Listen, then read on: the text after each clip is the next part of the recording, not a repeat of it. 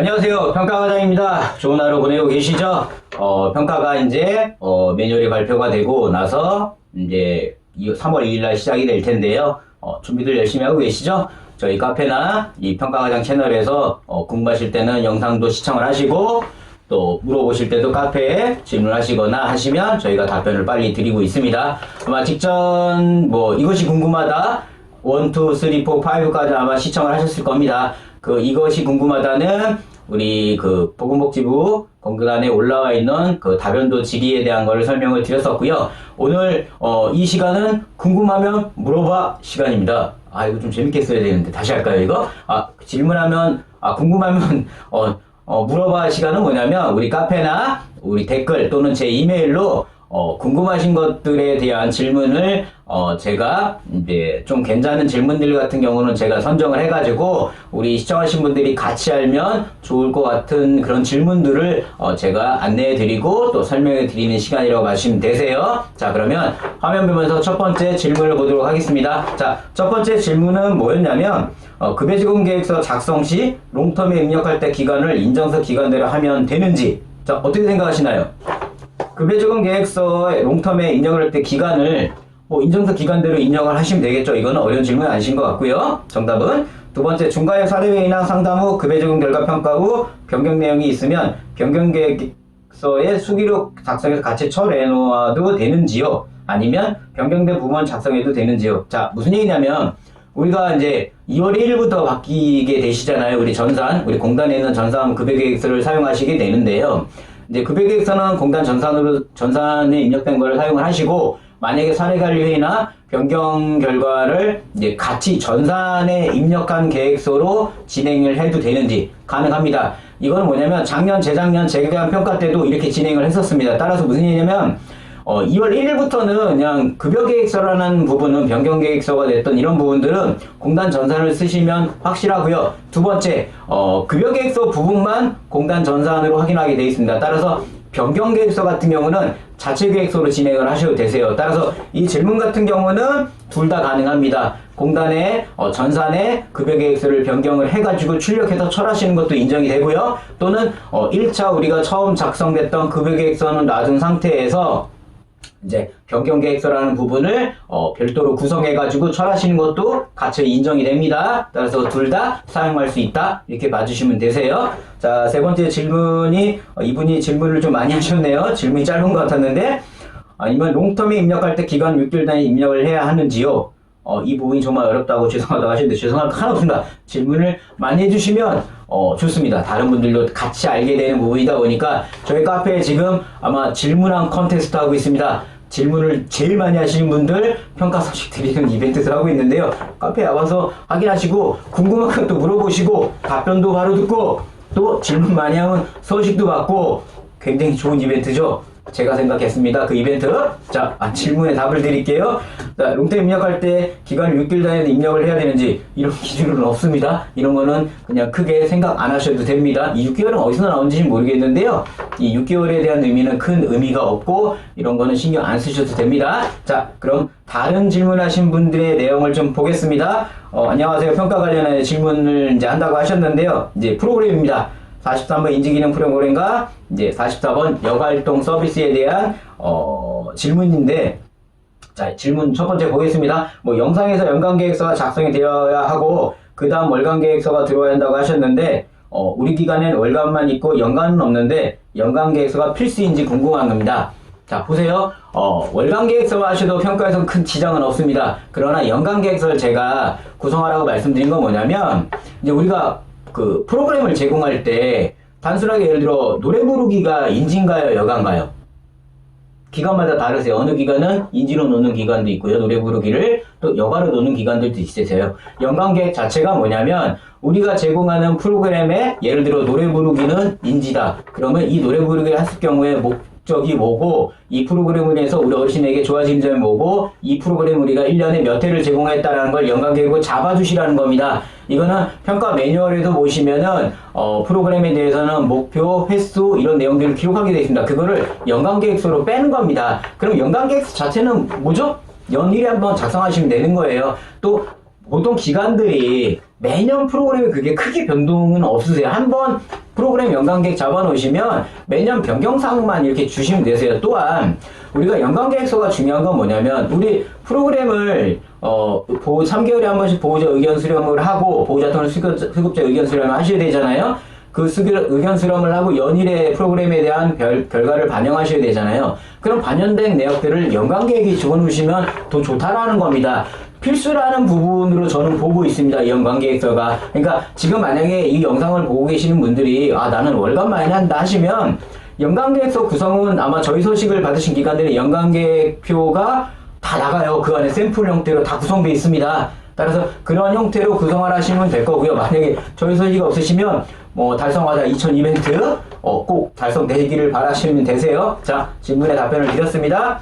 자, 두 번째 질문이 많으신데, 두 번째, 프로그램에 대한 규정들이 있으시던데, 모두 구비해야 되나요? 그룹에 대한 규정, 또 인지는 어떻고, 여가는 어떻다. 당연히 있어야 됩니다. 예를 들어, 기관에서 아무 표시도 안 해놓고, 노래 부르기가, 우리는 무조건 인지해야 하시면, 평가관이 이거 여가 아니냐고, 구분이 안 되는 겁니다. 또, 어느 기관들마다, 올해는 우리가 노래 부르기를, 작년에는 여가로 썼는데 올해부터는 인지로 쓸 수도 있는 겁니다. 따라서 그 여간지, 인지인지에 대한 구분에 대한 규정을 반드시 해주시는 되고요.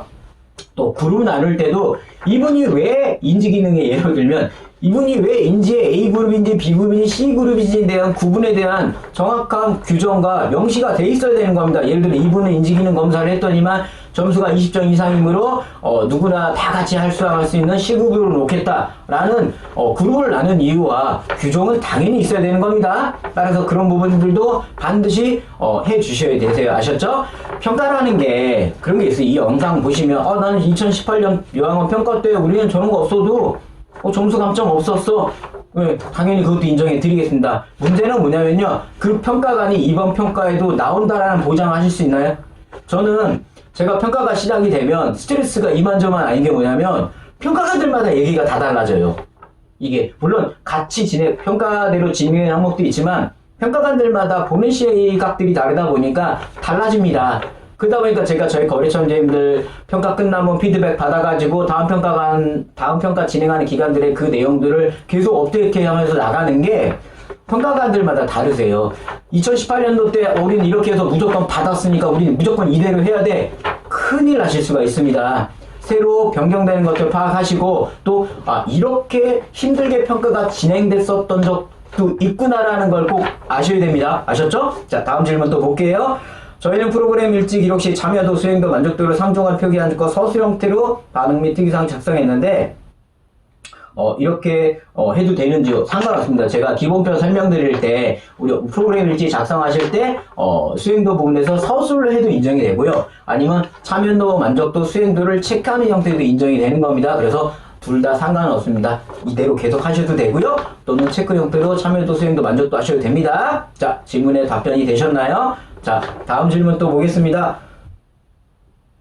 프로그램 일지를 살펴보다가 장기간 평가세 프로그램 서식과 저희 서식 많이 달라서 새로 작성을 해야 하는지 문의드립니다. 아니세요. 프로그램 일지는 제가 기본편에도 말씀드렸지만 프로그램 일지 안에는 일자, 작성자, 목적, 또 참여자 이 기본적으로 매뉴얼에 들어가야 되는 부분들만 있으면 그 프로그램 일지 서식은 인정이 됩니다. 따라서 제가 보여드린 게 정답 100점 이게 아니라 제가 보여드린 거는 이 정도만 하셔도 평가에서는 감점이 없습니다라고 봐주시면 되는 거예요. 따라서 기관에서도 반드시 매뉴얼 안에 있는 내용만 있다면 그 서식은 맞는 겁니다. 변경 굳이 안 하셔도 되세요.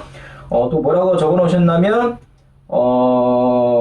예, 그게 다인 것 같습니다. 모두 다시 뽑아야 한다면 그렇죠. 우리 평가 때 제일 힘든 게 뭐냐면, 열심히 2년 동안 이 서식이 맞아 하고 열심히 해놨는데, 이제 평가 때, 서식이 내가 틀린 거였어? 진짜 미칩니다. 그러면. 이분의 고민을 저는 충분히 마음에 와닿습니다. 이거 서식 다시 2년치 수정하려면, 일단 죽습니다. 매번 야근해야 되고요. 두 번째 수정해놨는데, 또 원장님이 어느 또 협회나 또 어디 가가지고 교육 듣고 와서 그게 아니란다. 또 수정하고 힘들죠. 분명히 명쾌하게 말씀드렸습니다. 프로그램 일지 안에 매뉴얼에 있는 내용만 들어있으면 굳이 다시 출력 안 하셔도 되고 수정 안 하셔도 됩니다. 아셨죠? 와, 숨가쁘게 좀 질문 한 3명이 질문하신 건데 질문 내용 굉장히 많아요. 그래도 열심히 설명드리겠습니다. 질문에 답변하는 게 신기하시죠? 저 지금 누누이 말씀드리잖아요. 질문 내용 하나 보고 카메라 렌즈 보고만 설명드립니다. 12년째 하고 있어요. 12년째 평가를. 아셨죠? 자랑이에요. 자랑. 아셨죠? 자, 다음 질문 또 보겠습니다. 프로그램 질문. 프로그램 질문이 진짜 많아요. 자, 이 질문하신 분도 보면 인지은행 프로그램에서 죄송해요. 많이 꼬였어요. 프로그램 계획표를 수립하라고 하는데요. 어르신들의 프로그램 그룹은 인지점서 기타 사항들로 나누어 진행하고 프로그램 일지를 작성했습니다. 그런데 프로그램 계획표는 월 단위 수립했는데 이걸 연 단위 수립했는지 아까와 같은 질문인 것 같으세요. 월 단위 프로그램이 맞는 거고요. 연간 계획은 연간 계획 프로그램에 대한 연간 계획서는 뭐냐면 우리가 연간 어떤 프로그램들을 하겠다. 그거는 인지인 거고 예를 들어 노래 부르기, 낱말 맞추기, 이동 도움, 소파에 앉았다 일어나기, 회상하기 이런 건 우리가 인지로 놓겠다. 근데 이 프로그램들은 목적이 진행했을 때 우리가 어떤 효과가 날 수 있고 목적을 뭐를 두겠다. 또 참여하시는 그룹은 A그룹이 참여를 하게 되신다. 이런 것들을 연간으로 잡아주시라는 겁니다. 그러면 평가에서 프로그램 매뉴얼에서 보는 내용들은 이제 만족이 됩니다. 연간 계획서를 다 확인할 수가 있거든요. 자, 두 번째 질문 보겠습니다. 2018년 평가 때는 우리 프로그램 참여 어르신들의 참여를 거부하셨으면 프로그램 일지 특이사항에 참여 거부하심으로 채웠는데요. 그때는 평가 때 별 이야기 없었답니다. 감점이 안 됐었다는 얘기죠. 자, 두 번째, 그러나 올해 평가는 더 자세하게 본다고 하여 참여 거부하심으로 한 것이 조금 염려가 돼 이 부분을 수정해야 할까요? 자, 제가 하나 말씀드릴까요? 항상 우리 원장님들이 공당 교육을 참여해서 오시거나 받고 또 주변에 협회 교육 받고 오시면 저랑 통화할 때 항상 하신 말씀이 뭐였냐면 올해 평가는 더 자세히 본다고 한답니다. 죄송한데 매년 자세히 봤어요. 매년 자세히 본다. 매년 나오는 겁니다. 단지 뭐냐면 평가관들마다 이제 그 성향들이 달라서 우리 원장님들이 그렇게 느끼시는 거예요. 이 질문하신 분도 마찬가지인 거예요. 기존 평가 때는 참여 거부하심으로 해놨으면 문제를 안 삼았어요. 근데 그 당시에 저희 거래처 중에 그걸 갖고 문제 삼은 평가관이 있었어요. 왜냐하면 평가 기준에는 반드시 수급자가 주 1회 이상 어떤 프로그램이든 참여하게 되어 있는 겁니다. 그죠? 그냥 단순하게 참여 거부한다 그러면 이분이 왜 참여를 거부했는지에 대한 확인서 같은 거를 평가관한테 보여주게 되어 있어요. 매뉴얼에는. 이분 질문에서 제일 중요한 건 뭐냐면 이때 평가관이 약간 좀 편안하게 평가를 진행했던 겁니다. 만약에 정말 저는 극상의 최악의 평가관이라 그러는데 최악의 평가관이었으면 무조건 감점 때렸습니다. 이 부분에 대해서. 그래서 만약에 참여를 거부하신 분이 있다면 거기에 참여 거부를 적어 놓으시면 이분이 왜 참여 거부를 하게 된 기록이라든가 사유, 내용들을 아마 따로 준비를 하셔야 됩니다. 따라서 되도록이면 만약에 참여 거부를 너무 많이 하신 분 같은 경우는 차라리 우리가 그룹을 나눌 때 개별 프로그램으로 진행해서 참여를 하게끔 유도를 진행해 주셔야 되세요. 자, 다음 질문 보겠습니다. 영화 감상이라는 프로그램을 이제 2020년도에는 인지그래그만 했는데 이제 2021년 여가로 진행하려고 합니다. 근데 이렇게 해도 되나요? 예, 가능합니다. 아까 말씀드렸죠? 연간 프로그램에서 계획표에서 예를 들어 영화 감상을 여가로 하겠다 또는 인지로 하겠다고 명확히 구분하시고 우리 프로그램 일지 작성하시죠. 프로그램 일지 작성할 때 제가 기본편에서 설명드렸지만 그 위에 이게 여가 프로그램 보고서인지 인지 프로그램 보고서인지 명확하게 거기다 써주셔야 돼요. 그냥 프로그램 보고서 영화 감상 그게 여가인지 인지인지는 아무도 몰라요. 따라서 프로그램 보고서 앞에다가 인지라는 말을 붙이거나 여가란 말을 붙여주시는 게 좋으세요. 아셨나요?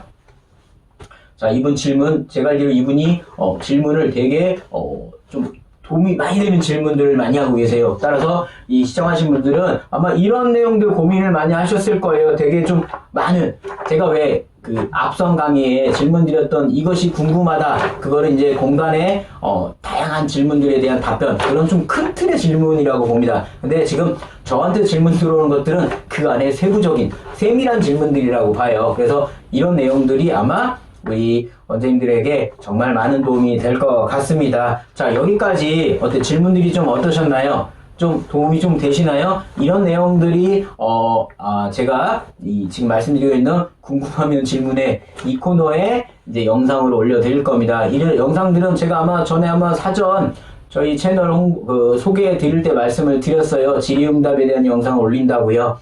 질의응답에 대해서 많이 올려주시면 이렇게 영상으로 제가 풀어 설명드립니다. 시대가 변했습니다. 카페 질문에서 내 질문에 대한 답글을 누가 언제 해주나, 그죠? 근데 답변한 사람이 정확히도 맞는 답변인가요? 그게 또 의구심을 낳아내죠. 저희 카페 오셔가지고 질문하시거나 저한테 이메일로 질문하시면 이렇게 영상으로 다 풀어서 설명을 해드리도록 하겠습니다.